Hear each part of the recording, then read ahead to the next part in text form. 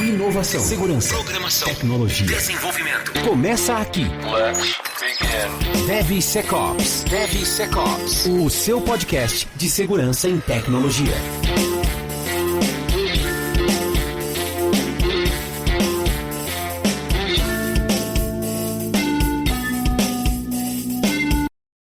Olá pessoal, tudo bem com vocês? Sejam muito bem-vindos a mais um episódio do DevSecOps Podcast. Eu sou Cássio Pereira e estamos aqui hoje a mais um episódio do DevSecOps Podcast.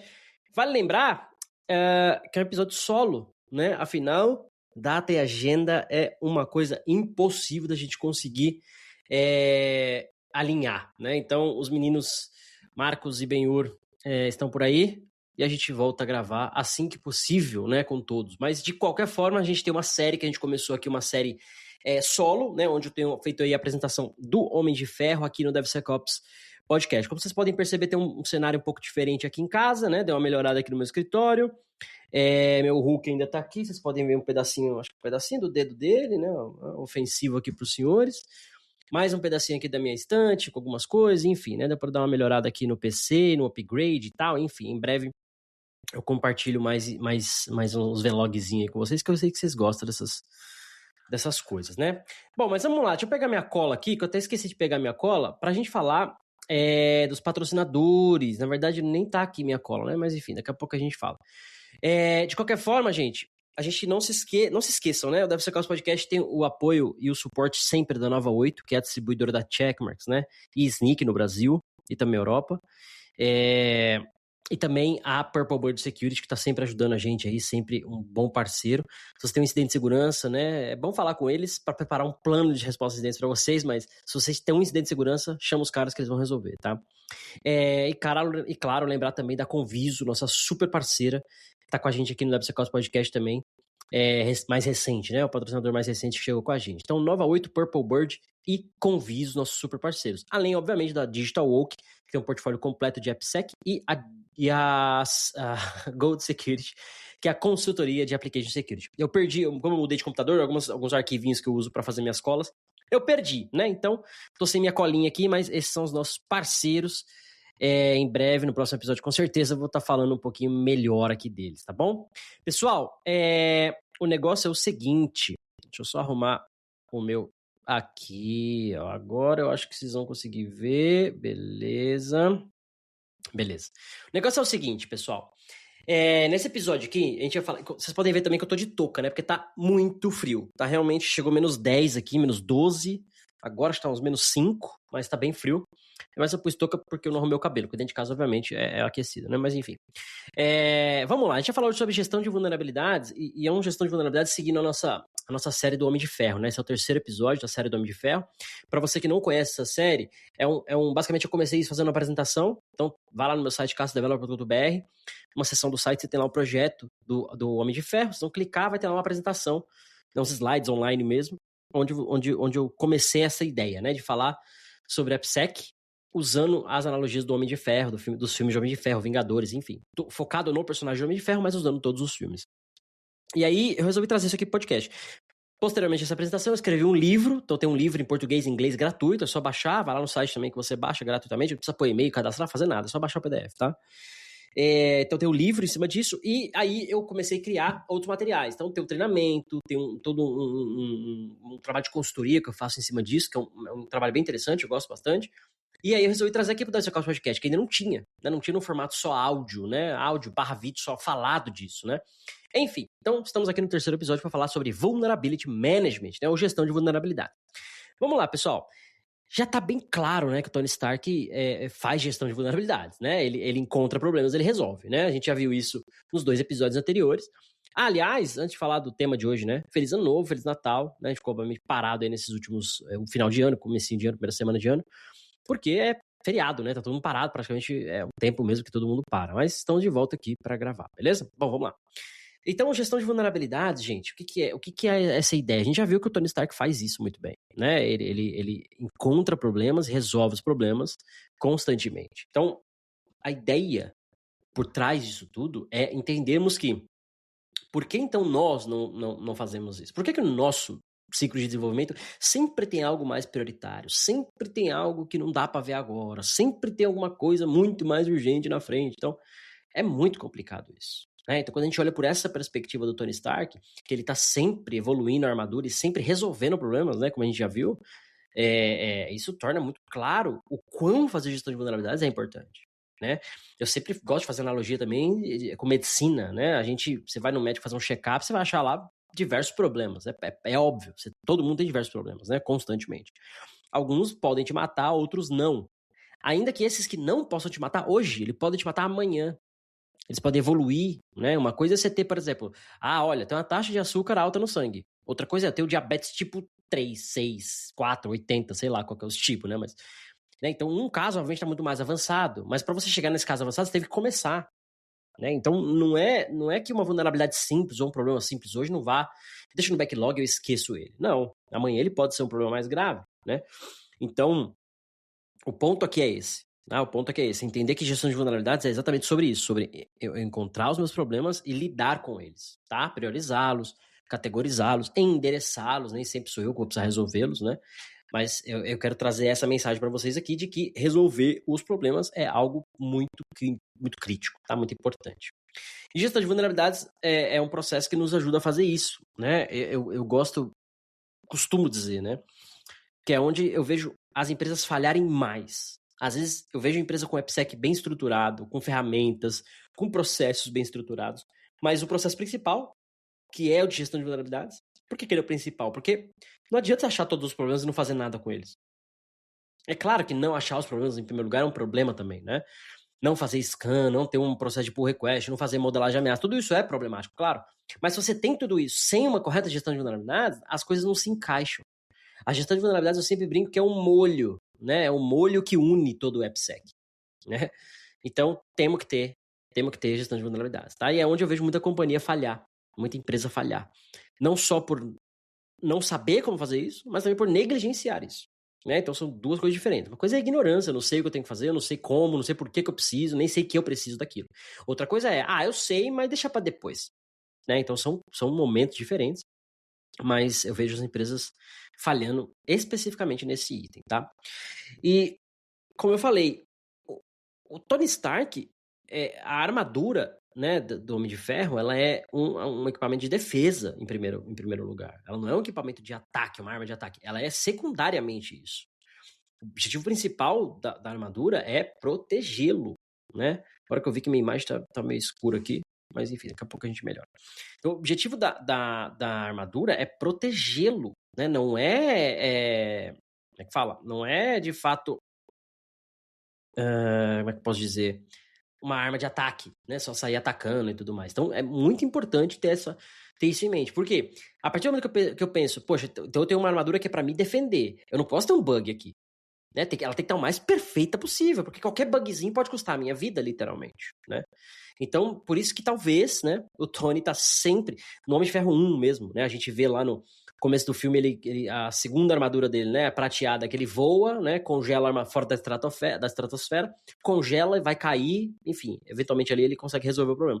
No fim do filme, o vilão copiou esta armadura, né, e ele voa com o cara lá pra cima e o cara vai congelar. Ele fala, minha armadura é super avançada, tal, mas como é que você resolveu o problema do gelo? Ou seja, ele sabia que o cara tinha aquele bug porque ele teve aquele bug e ele resolveu. Né, ele resolveu mudando, obviamente, melhorando o material da armadura e tal, né, enfim, congela mais, tal, aquela coisa toda. Então, cada bug, cada vulnerabilidade que o Tony tenha, ele sabe que pode custar a vida dele. Então, por isso que não tem backlog. Né? O backlog é agora, eu corrijo agora. Mas vai custar, mas vai demorar tempo. Tá bom, é isso. Eu faço agora. Se você for no médico hoje, né, eu vou fazer uma provocação aqui, e que Deus livre todos vocês, tá? Se você for no médico hoje, fizer um exame, o médico fala, olha, cara, você tá com câncer, você tá com tumor no dedo, na unha, no saco, onde quer que seja, né? E você vai, um choque. Aí ele vai falar, mas tem solução. A gente faz uma cirurgia e tá tudo bem. A cirurgia é um pouquinho complicada, mas, né? Melhor a cirurgia do que morrer em 1 ano. Sem a cirurgia, você morre em 1 ano. Com a cirurgia, você vai ficar tudo bem. Você vai seguir sua vida normal. Pô, perfeito. Você vai resolver aquele problema imediatamente. Imediatamente que eu digo que você não vai passar a cirurgia imediatamente, né? Mas você já vai planejar a cirurgia, você vai executar. Você vai fazer. Assim, 0,2% da população mundial vai falar, não quero aceitar o meu destino e seguir. O resto não vai fazer isso. A gente vai resolver o problema. tá? Porque você não quer esperar, você não vai ver, tal, enfim, né? Então, eu sempre gosto de fazer essa analogia para trazer um pouco dessa realidade um pouco pra gente, né? Pra gente poder entender como é que as coisas funcionam. Dito isso, a gente faz um processo de gestão de vulnerabilidades. E aqui, eu quero deixar muito claro, gente, eu não inventei roda, eu não criei um processo de gestão de vulnerabilidades novo, eu não sou o Albert Einstein para criar nada novo, muito pelo contrário. O que eu fiz? Você vai lá no site da SANS, no site da SANS, inclusive nesse link da apresentação do Homem de Ferro tem o link lá, você clicar no título desse slide é o link. Lá na SANS tem um white paper que é exatamente um processo de gestão de vulnerabilidades. E nesse white paper, em resumo, o que ele fala? Que é o que eu gosto de usar sempre, né? O que ele fala? Primeira coisa, prepare o seu processo. Não saia fazendo um processo do dia para noite, mas prepara primeiro, né? Prepara o time, a equipe, pessoas, recursos, enfim. E essa preparação funciona da seguinte forma. Deixa eu só mandar um... DevSecOps. vinhetoso, né, para dar uma quebrada aqui. O que eles sugerem? Que quando você vai fazer essa preparação, a primeira coisa que você faça é determinar o escopo. Ou seja, o que é parte do escopo? O que é parte desse processo? O que vai fazer parte do processo de gestão de vulnerabilidades? Qual que é o escopo? É toda a minha infraestrutura? É toda a minha cloud? É todas as minhas aplicações? Ou não? Pera. São só as aplicações que são escopos da minha auditoria. São só as aplicações que eu definir como críticas para o meu business. São só as aplicações core do meu business. São só as aplicações A, B e C. Porque eu quero. E ponto. Entende? Então, tem que definir o escopo. Ainda que seu escopo seja tudo, o que eu não sugiro, porque nem tudo é importante, né? Então, ainda que seu escopo seja tudo, tem que ter um escopo, tá? Isso tem que estar declarado, tem que estar escrito, as pessoas têm que ler, tem que entender o que está ali, beleza? Depois você vai definir papéis e responsabilidades. Quem vai fazer o quê dentro desse processo de gestão de vulnerabilidades? Isso é tão crítico, porque eu já vi empresas com processo bem estabelecido, mas um papel e responsabilidade não definido. Ou seja, quem que faz o scan? Mas quem é que configura a ferramenta A? Quem é que configura a ferramenta B? Quem é que vê o reporte? Quem é que implementa a correção? Mas quem que tem que abrir o ticket? Mas...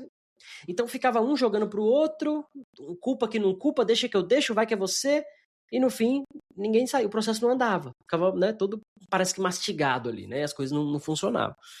Então é importantíssimo saber, olha, então pera, o time de DevOps é responsável por implementar os scanners. Beleza? Beleza. O time de AppSec é responsável por configurar esses scanners, né? O time de DevOps vai integrar isso e jogar os tickets no Gira, enquanto que o time de desenvolvimento é responsável por olhar os tickets e validar, por exemplo, tá?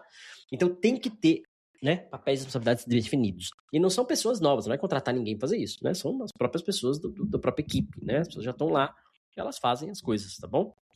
Deixa eu só melhorar a posição do microfone aqui, porque aqui eu fico olhando para vocês bonitinho, né? Apesar da câmera estar bem escura, mas dá para vocês me verem, né? Enfim. Depois você vai vai resolver quais são as ferramentas que você vai fazer os assessments, né? Quais são os seus scanners? Eu vou usar, né, exemplo aqui do nossos parceiros, né? Eu vou usar a Conviso, né? A Conviso tem lá a plataforma de ASPM deles, que tem os scanners lá embutidos. Então eu vou usar Conviso para fazer o meu SAST, meu SCA, meu DAST, enfim. Ou não, quero usar o Snyk, a Checkmarx, né, por exemplo. Tá bom, beleza. Então você vai definir ali as ferramentas que vão ser utilizadas. E aí você vai definir depois políticas, né? Quais são as políticas dessas ferramentas? Eu quero encontrar vulnerabilidades críticas, altas, médias, baixas. Eu quero criar um perfil, eu vou encontrar só vulnerabilidades que estão dentro do ASP Top 10. Por exemplo, você vai definir políticas, né? Olha, toda vez que encontrar vulnerabilidade, vai quebrar, o scanner vai mandar uma mensagem, né? Vai definir ali já algumas tarefinhas, por exemplo, dentro atrelado a essas políticas, né? E por fim, você vai identificar os ativos. Quais são os ativos que vão fazer parte disso tudo? Uma coisa é o escopo, olha, só a minha aplicação de pagamentos. Tá bom, dentro da aplicação de pagamentos, quais os ativos fazem parte? Tá bom, minha aplicação de pagamentos, ela tem 50 repositórios lá no GitHub.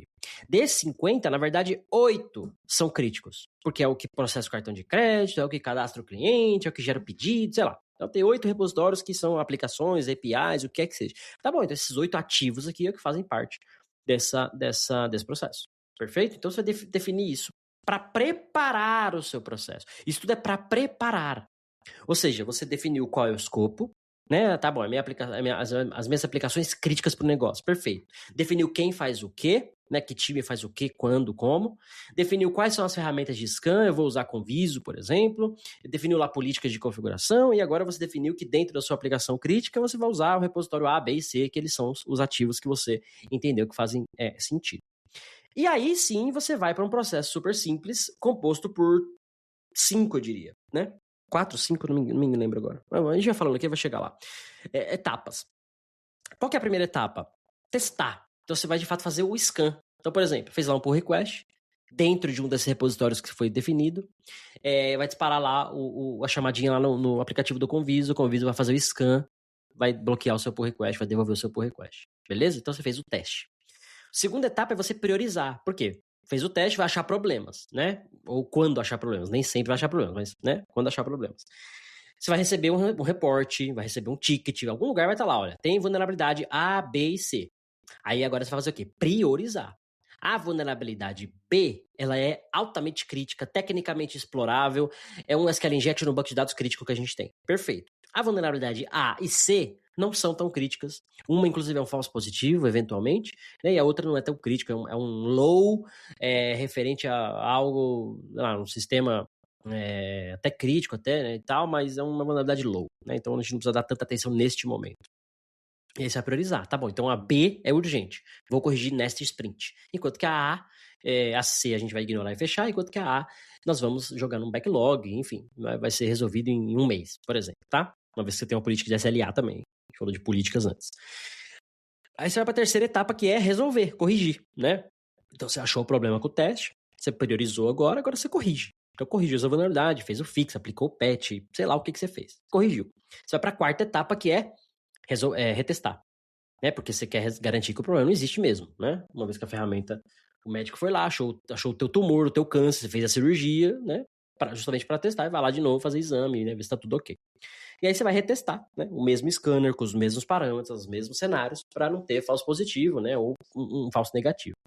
Beleza, retestou, a vulnerabilidade está corrigida, segue a vida. Eventualmente você pode ter uma quinta etapa aqui, que seria melhorar esse processo, né? Evoluir, de repente melhorar, mexer em política e tal, mas é uma etapa opcional, a gente vai ficar só com as 4, né? Então você vai retestar e garantir que tá tudo certo. Pronto. É isso o processo de gestão de vulnerabilidades. Você testa, prioriza, resolve, retesta. Testa, prioriza, resolve, retesta. Testa, prioriza, resolve, retesta. Testa, prioriza, resolve, retesta. Nossa, virou uma música isso aqui, cara. Que loucura. Bom, é isso. Né? Então, feito esse processo de gestão de vulnerabilidades, que é exatamente o que o Tony Stark faz. Olha só que interessante. O teste dele, na verdade, é a produção, né? Você tá aqui, eu tô aqui em produção, tô aqui com a minha armadura, eu sou Homem de Ferro, tô lutando, opa, pum, tomei uma porrada aqui, ó, né? No caso lá do Homem de Ferro 2, né? Ele tá lutando lá com o Whiplash, né? O Whiplash, opa, tem aqueles chicotes de energia, né? Caramba, olha, o chicote de energia encostou em mim, a minha armadura tomou muito dano, né? Achei uma vulnerabilidade. Vou priorizar isso, né? Vou resolver. Melhorei a liga de metal da minha armadura, que a gente vai ver eventualmente lá em Vingadores 1, né? O próximo filme, depois no Avengers, e todos os Avengers vai evoluindo, né? Mas no Vingadores, depois, quando o Thor taca ali um raio, né? Um trovão ali na armadura, ele ainda toma um certo dano, mas não tanto quanto antes, né? Ou seja, o material da armadura já evoluiu. Então você vê, ele testou, né? Descobriu o problema, priorizou, resolveu, né? Que é a terceira etapa, resolveu. E o reteste agora foi em produção de novo, né? Quando ele brigou com o Thor. Que depois, na nanotecnologia, né? Resolve quase que 100%, né? Então, veja, esse processo, gente, assim, é muito simples. Chega a ser ridículo.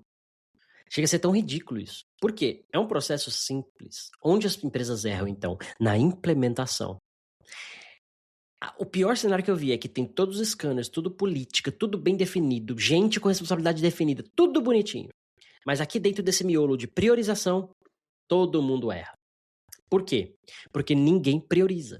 Ou tudo é muito urgente, ou nada é urgente. Aí fica um backlog, igual a empresa que eu trabalhei, que eu não vou falar nome.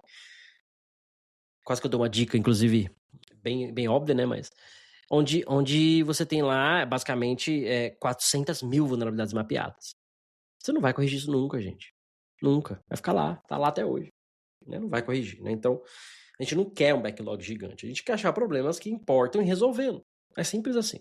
Tá? Então, esse processo aqui, que o NIST sugere, né? Não é eu que estou fazendo, já está disponível lá para vocês olharem. para ajudar nisso tudo, veja que eu não falei de ferramenta, de automação, de AI, de dar mortal para trás, nada disso, nada. Eu falei, olha, prepara, define papéis e responsabilidades, define escopo, tudo isso você faz com Notepad, tudo isso você faz com Word, tá bom? Definiu tudo isso, você vai criar um processo. Como é que você faz? Testa, prioriza. Aí você vai testar, você vai usar os seus scanners, vai priorizar, você já usa o seu ticket bug tracking, né, da vida, ticket system, enfim. Que é essa parte de ferramentas que chega agora. Onde a gente usa ferramentas para fazer gestão de vulnerabilidades? Gente, o que vocês já fazem hoje no dia a dia. Eu tenho certeza que... deixa eu ver. 80% de vocês que estão me ouvindo aqui usa o Gira. Eu tenho certeza. Então o que vocês vão fazer? Pegar o Gira e centralizar tudo isso lá.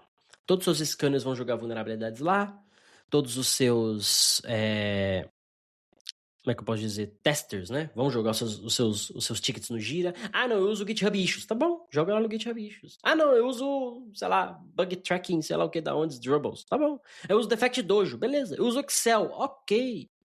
O importante é, se você tem lá o seu Conviso, o seu Checkmarks, o seu Sneak, o que quer que seja, você vai consolidar todos eles para jogar os seus tickets num lugar só.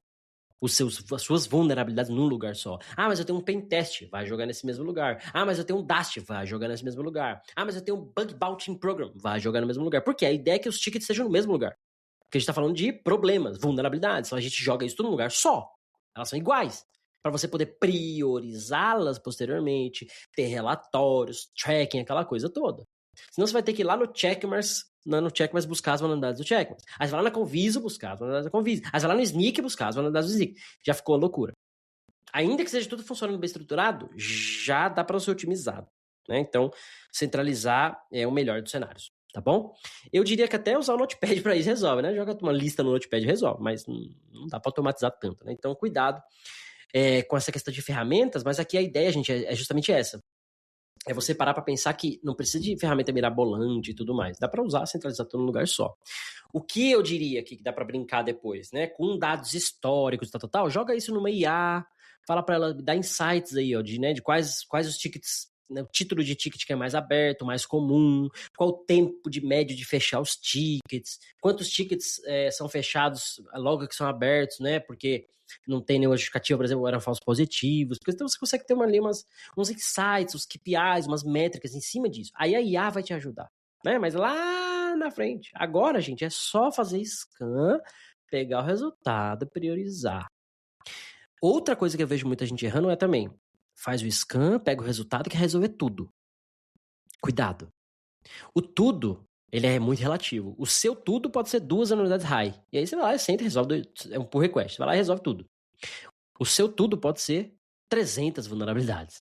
400, 500, 100, 90, 50, 30. Não sei qual é o número do seu capacity. Pode ser que para você uma já vai tomar uma semana inteira de um dev. E se você tem 3 dev na sua equipe, acabou, né? Já meteu 30% da sua capacidade já está comprometida, né? Então, percebe que tem que tomar cuidado com isso, né? Por isso que essa etapa de priorizar é importante. Ainda que você possa fazer agora. Coloca num lugar, bota o tempo, né? Faz o seu bug tracking do jeito que você já faz. Task, né? Task management do jeito que você já faz. Mas essa vulnerabilidade, esse finding, tem que ser uma task também. Ela não deixa de ser uma task também, na verdade, né? Ela só é uma outra task, né? Segurança, tecnologia, DevSecOps. Então, eu sempre gosto de falar que gestão de vulnerabilidades, gente, ela é assim, não é um bicho de 7 cabeças, ela é, na verdade, 7 cabeças com um bicho. Não, brincadeira. A gestão de vulnerabilidades, ela chega a ser tão simples, desse ponto de vista do que é, da sua essência, que talvez seja por isso que a galera negligencia, né? Não sei, é um processo simples, cara. Sei lá, você achou... agora na vida, tô aqui na vida, tô aqui vivendo, tranquilo. Aí, olha, pum, pingou um problema. Eu tive uma época, uma vez na vida, né? Eu consultei com a psiquiatra, né? A psiquiatra falou assim, Cássio, existem, acho que era 3 problemas na vida, né? Primeiro grupo de problemas, né? Que é 80% deles. Você não faz nada. Não faz nada. Eles vão embora, eles somem. Os problemas somem. Falei, caramba, beleza. Quais são os outros 2 tipos? Os outros 2 tipos os outros 10%, né? 80%, 10%. É problema que não é seu. Que não tem solução. Não é seu ou você não vai resolver, não tem solução. O que você faz? Nada. Tem o problema de alguém. Você se importa, você gosta, você ama, mas tem um problema de alguém. Esse problema é de alguém, não é seu. Você pode ajudar até, colaborar, mas não é responsabilidade sua. Então você não faz nada, em geral, né? E aí sobra 10%. Aí sim, esses são os problemas seus que vão ter solução. Você precisa pensar nelas.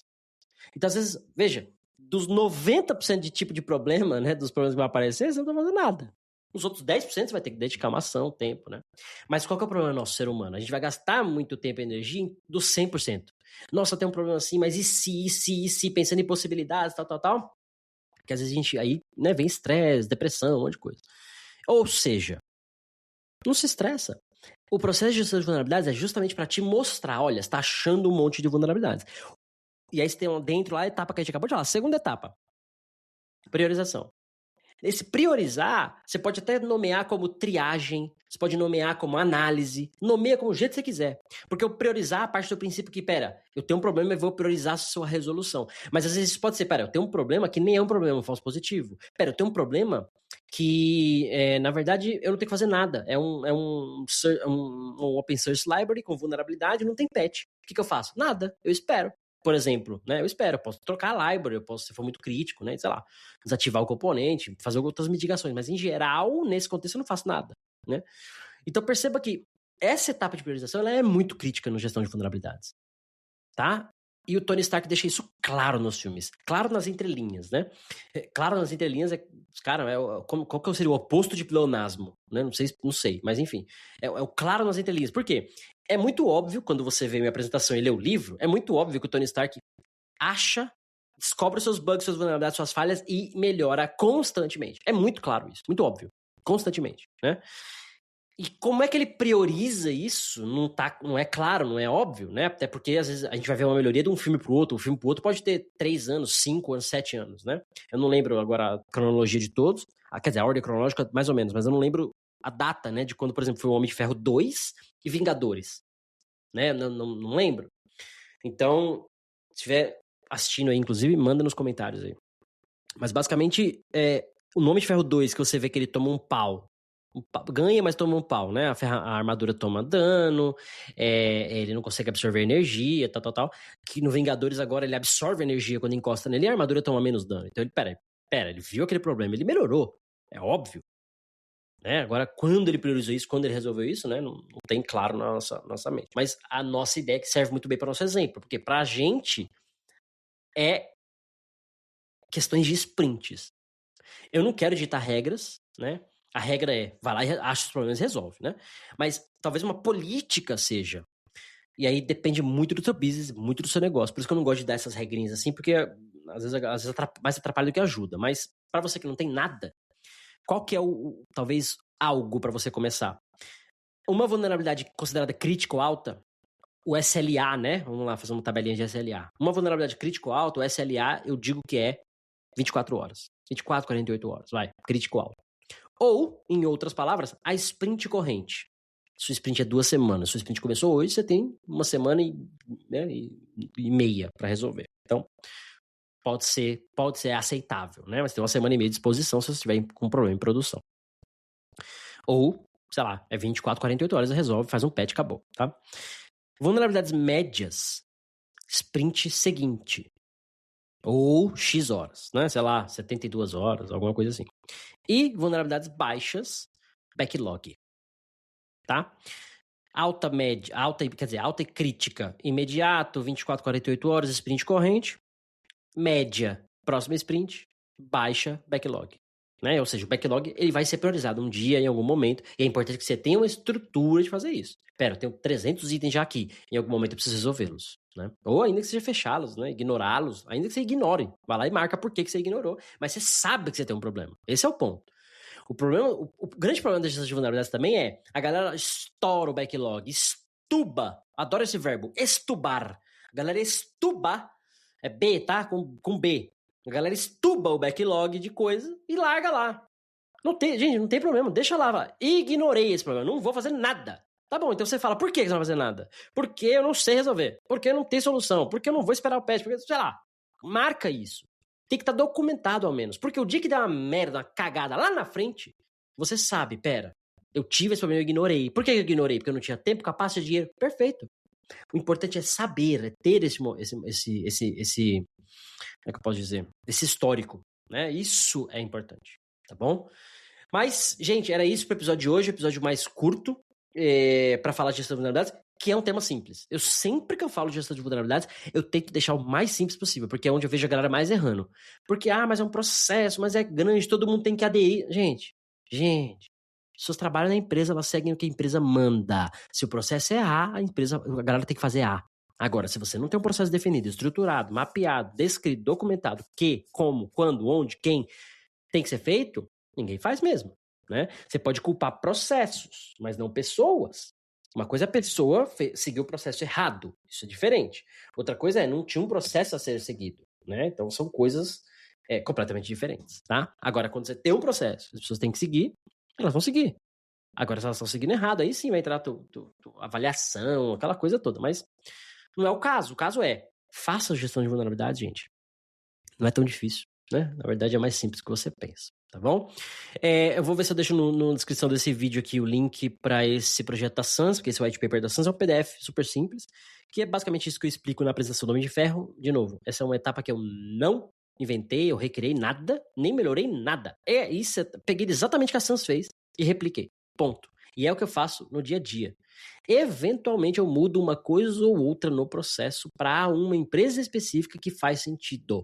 Por exemplo, tem uma empresa que como é que eu posso explicar isso? O reteste, por exemplo, de um DAST é diferente de um reteste de um SAST. Né? O DAST já precisa resolveu, fez o deploy da aplicação, vai lá no DAST, aperta reteste, por exemplo. Né? Enquanto que no SAST, no pull request, o cara faz na IDE, aperta o botão, resolveu, sabe? Então, varia um pouco como isso é feito. Mas ainda tá lá a etapa de reteste, percebe? Então, o processo, a etapa do processo tá lá, o processo é o mesmo, mas ele se aplica em contextos diferentes, tá? Se aplica de forma diferente em contextos diferentes. Pessoal, era isso. Desculpa a câmera escura, a gente tá ajustando algumas coisas aqui, a luz e tal, a câmera. Touca porque tá frio e porque o cabelo tá zoado. Mas, enfim, era isso que eu tinha pra vocês. Tem mais 2 episódios da série Homem de Ferro, então aguardem, provavelmente na semana que vem já tem outro.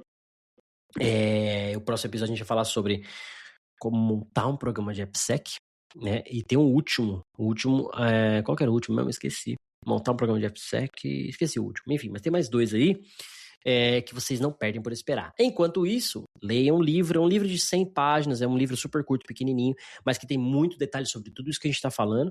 Então sugiro que leia o livro, compartilha, baixa, imprime. Negócio, gente, é free, pra usar gratuito, tá bom? Se você quiser utilizar, reutilizar alguma obra, alguma coisa, só menciona lá que você usou o livro do Cássio, menciona meu nome e tá tudo certo, tá? Mas pode copiar, pode usar, não tem problema nenhum. Apenas faça referência ao autor, é isso que eu peço, beleza? O que mais? Acho que era isso, né? Agradecer mais uma vez aí com o Viso Purple Bird, Nova 8, Digital Oak e Gold Security, nossos parceiros aqui da DevSecOps Podcast, o Marcos, que não tá aqui, o Benhur, que não tá aqui, e a gente se vê na próxima semana. Valeu! Termina aqui DevSecOps, o seu podcast de segurança em tecnologia.